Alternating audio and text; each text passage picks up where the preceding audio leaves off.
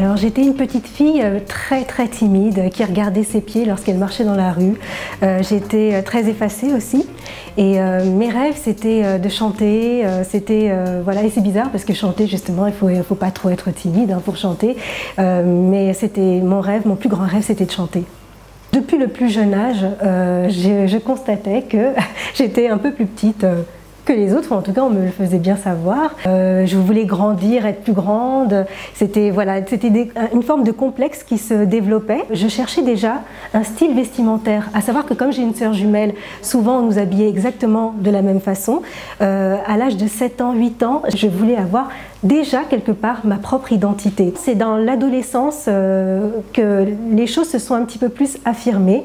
Je me suis remise à dessiner des vêtements parce que mon vœu à ce moment-là, c'était comment est-ce que je peux faire inclure les femmes petites dans le secteur de la mode. Du jour au lendemain, j'ai décidé d'acheter une machine à coudre alors que j'y connaissais absolument rien, mais j'avais comme ce feu intérieur qui me disait fais-le.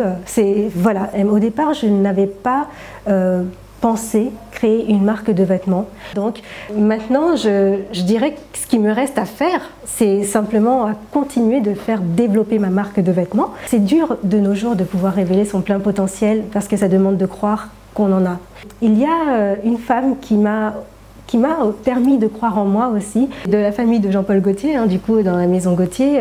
Elle m'a fait comprendre que mon grand rêve que je souhaitais réaliser, c'est-à-dire de faire de la mode pour les femmes petites, et elle m'a dit mais vous pouvez réaliser ce que vous souhaitez, vous pouvez le faire. Mais moi, tout ce que je voulais, c'était le poste de secrétaire pour lequel j'étais venue.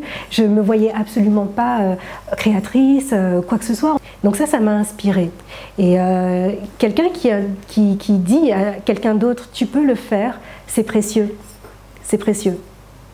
Je suis très fière, je pense, oui, de dire que je viens des Antilles. Le métissage aussi me plaît beaucoup.